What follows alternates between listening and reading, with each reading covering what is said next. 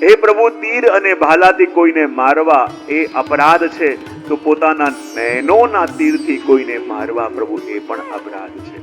અને હે પ્રભુ, શું બતાવીએ કે આપે અમને નયનોથી અમારો વધ કર્યો છે.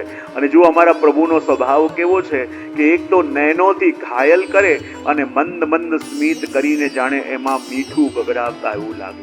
અમારા ભારતેન્દુ હરિશ્ચંદ્ર કહે ને કે દેખો રી યહ નંદ કા છોરા બરછી મારે જાતા है, बर्छी सी पहनी चितवन से तीखी छुरी चलाता है और हमको घायल देख बेदर्दी मंद मंद मुस्काता है. ભારતેન્દુ બાબુ કહે કે બીજા લોકો તો પોતાના કમરમાં કટારી લઈને ફરે, પણ આ નંદનો લાલો એવો છે જે નયનોમાં કટારી લઈને ફરે છે.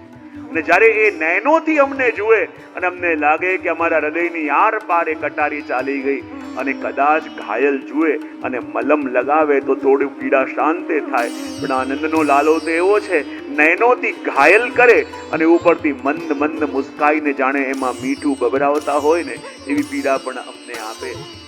અને પ્રભુ, અમે તો આપની અશુલ્ક દાસીઓ છીએ, આપની સેવા કરીએ છીએ અને બદલામાં કંઈ ચાહતી નથી. ભગવાન કે મેં તમને કોઈ સેવા આપી? ગોપીઓ કે ના, તમારી દાસી કેવી રીતે થઈ ગઈ? ત્યારે ગોપીઓ કે પ્રભુ, આપની દ્રષ્ટિ જેવી છે, જ્યારે આપની દ્રષ્ટિ અમારા ઉપર પડે એક જ વિચાર મનમાં આવે, પ્રભુ બસ આપની સેવા જ કરવી છે. ભગવાન કે સેવા કરવાનું મન થાય તો કંઈક માંગી લો, જેથી મને સંભળાવતો નહીં કે અશુલ્ક દાસીઓ છે. ગોપીઓ કહે પ્રભુ, જ્યારે આપની પાસે આવીએ અમે વિચાર કરીને આવીએ, આ માંગીશું આ માંગીશું, પણ જ્યારે આપની દ્રષ્ટિ પડે એમ જ થાય પ્રભુ આપનાથી કંઈ નથી માંગવું, બસ આપને જ માંગવા છે. આપનાથી કંઈ નથી ચાહવું, આપને જ ચાહવા છે. અને એવા પ્રભુ આપના નયનોથી અમને ઘાયલ કર્યા છે. સામે પ્રગટો, દર્શન આપો. ભગવાન ન પ્રગટ્યા. ગોપીઓને થોડો ગુસ્સો આવ્યો અને ગોપીઓએ કહ્યું, જો હવે પ્રભુ આપ પ્રગટ્યા નથી તો આપની બધી પોલ ખોલી દઈશું. કોઈએ કંઈ ના કર્યું હોય અને એને એમ કહો બધી પોલ ખોલી દે તો બધી એ શું કહી દેશો, શું કહેશો? ત્યારે ગોપીઓ કહે, આ ગોપી થોડી તમો ગુણવાળી છે. એને કહ્યું, જો પ્રભુ હવે આપ પ્રગટ્યા નથી ને તો આપની બધી પોલ ખોલી દઈશું. ભગવાન કે શું પોલ ખોલી દેશો?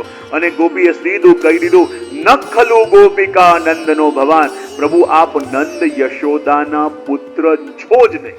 અને ભગવાનને આઘાત લાગ્યો, આ વાત તો બીજા કોઈને ખબર નથી, તો તમને ક્યાંથી ખબર? ગોપીઓ વ્યંગ્યમાં કહે છે કે પ્રભુ આપ નંદ યશોદાના પુત્ર હોઈ પણ ન શકો. ભગવાન કે કેમ ન હોઈ શકું? પ્રભુ જો આપનો આખો પરિવાર જેને હંમેશા આપ્યું છે અને એક આપ છો, જેને લૂંટ્યું છે.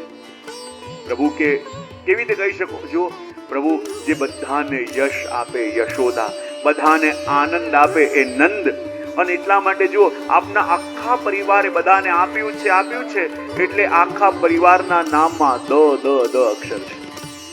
સંગ બધાએ દાન જ કર્યું છે. જો નંદ દ આવ્યું, યશોદા દ, દેવકી દ, વસુદેવ દ, દાઉજી દ, આપના બધાના નામમાં દ છે, પણ આપના નામમાં કોઈ દ નથી. ત્યારે ભગવાન કેવું નથી, મારું પણ એક નામ છે નંદન.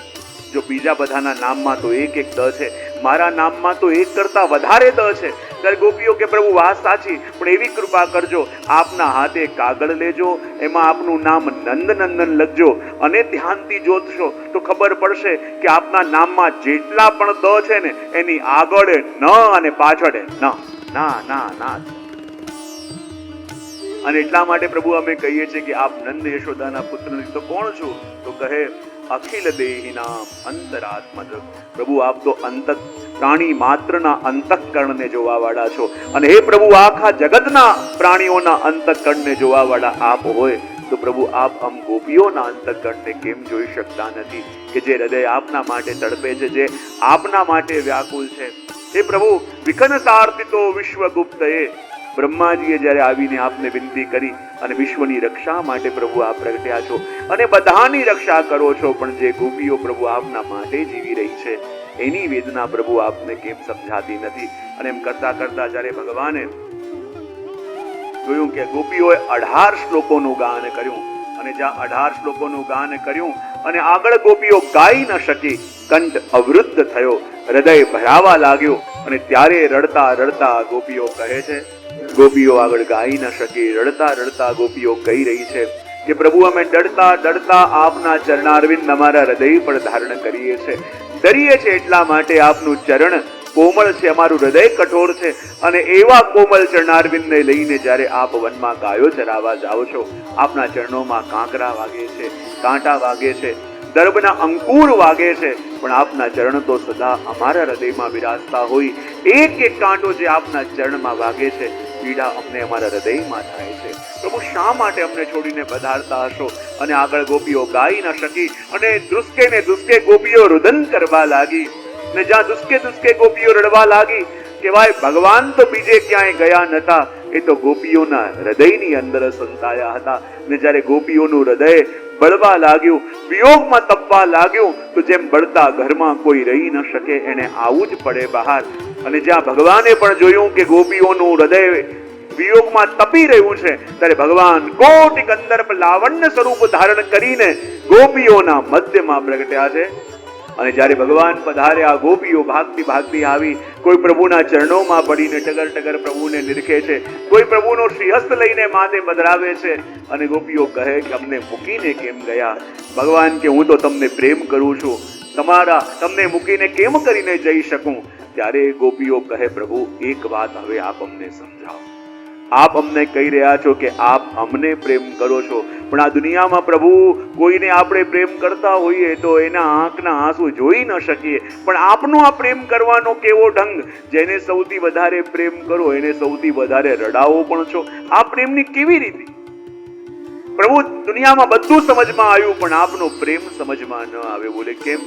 ત્યારે ગોપીઓ કે દુનિયામાં 3 પ્રકારના લોકો છે જે પ્રેમ કરે છે. એક એ જે પ્રેમ કરે એને પ્રેમ કરે, બીજો પ્રેમ ન કરતો હોય એને પણ પ્રેમ કરે, ને ત્રીજો પ્રેમ કરે કે ન કરે, કોઈને ન કરે. તો આ ત્રણેયમાં પ્રભુ આપ કોણ? ભગવાન કે આ ત્રણેયમાં હું કોઈ નહીં. બોલે કેમ? કારણ કે પ્રેમ કરે એને જ પ્રેમ કરે એ પ્રેમ નથી, એ તો વેપાર છે. જ્યાં ગીવ એન્ડ ટેક હોય એને તો ડીલ કહેવાય. તો કહેવાય કે જે પ્રેમ ન કરતો હોય એને પ્રેમ કરે, એમાં આવે માતા પિતા, એ હું પણ નથી. તો કહે કે આપ કોણ છો? બોલે પ્રેમ કરે કે કોઈ ન કરે, એમાં 4 પ્રકાર આવે: આત્મારામ, આપ્તકામ, અકૃતજ્ઞ અને ગુરુદ્રોહી. હું આ ચારેમાંથી કોઈ નહીં. તો ગોપીઓ કહે કે આપ છો કોણ? ત્યારે ભગવાન કે હું તો પેલા કલ્પ વૃક્ષની જેમ છું, કે જેની નીચે જે જેવા મનોરથ લઈને આવે એના મનોરથ એ કલ્પ વૃક્ષ પૂરો કરે છે. પણ મારો સ્નેહ કરવાનો ઢંગ થોડો અલગ છે. પેલા હું જીવને મળું, એનાથી મીઠી વાતો કરું, જ્યારે મને એવું લાગે કે એનું મન મારામાં લાગી ગયું છે, તો એને મૂકીને એટલો દૂર ચાલ્યો જાઉં કે એ કોઈ પણ કામ કરે, પ્રવૃત્તિ કરે, પણ એનું ચિત્ત તો એકમાત્ર મારું ચિંતન કરે.